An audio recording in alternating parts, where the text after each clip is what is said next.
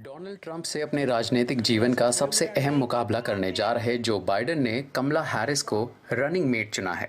वो बाइडेन से 22 साल जूनियर हैं और अमेरिकी राष्ट्रपति चुनाव इतिहास में उम्मीदवारी हासिल करने वाली पहली काली महिला हैं। कमला हैरिस का जन्म ओकलैंड, कैलिफोर्निया में हुआ। उनके पिता जमैका मूल के हैं और मां भारतीय मूल की हैं। पिछले साल जनवरी में उन्होंने डेमोक्रेटिक पार्टी की ओर से राष्ट्रपति पद की उम्मीदवारी के लिए कैंपेन शुरू किया, पर साल के अंत तक वो इस रेस से बाहर हो गई। उपराष्ट्रपति पद के लिए उनके चयन को लेकर जो बाइडेन ने कहा कि कमला एक निडर योद्धा हैं और अमेरिका के सबसे बेहतरीन जनप्रतिनिधियों में से एक हैं। कमला ने कहा कि बाइडेन अमेरिकियों को एकजुट कर देंगे और ऐसा देश बनाएंगे जो हमारे आदर्शों पर खरा उतरेगा।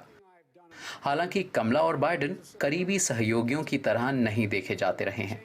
डेमोक्रेटिक पार्टी में राष्ट्रपति उम्मीदवार चुनने के लिए हुई पहली बहस के दौरान कमला ने नस्लीय भेदभाव का बचाव कर चुके सेनेटरों के लिए गर्मजोशी दिखाने पर बाइडेन की आलोचना की थी। हालांकि बाइडेन का कहना था कि उन्होंने कभी नस्ल भेद करने वालों की तारीफ नहीं की। जॉर्ज फ्लॉयड की मौत के बाद से उन्होंने पुलिस विभाग में सुधार को लेकर अपना रुख कड़ा तो किया है, पर जो बाइडेन की तरह वो भी मध्यमार्गी हैं।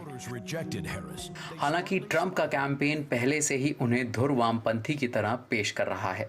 ट्रंप का कहना है कि उन्हें कमला के चयन पर हैरानी हुई।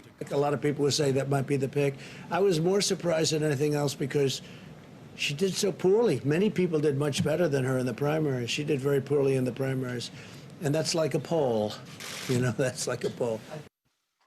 अगर जो बाइडेन नवंबर में डोनाल्ड ट्रंप को हरा पाए तो वो अमेरिकी इतिहास में राष्ट्रपति बनने वाले सबसे ज़्यादा उम्र के इंसान होंगे।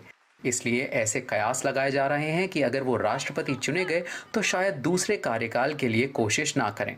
ऐसा हुआ तो 4 साल बाद कमला हैरिस अपनी पार्टी की ओर से राष्ट्रपति उम्मीदवार की रेस में सबसे आगे हो सकती हैं।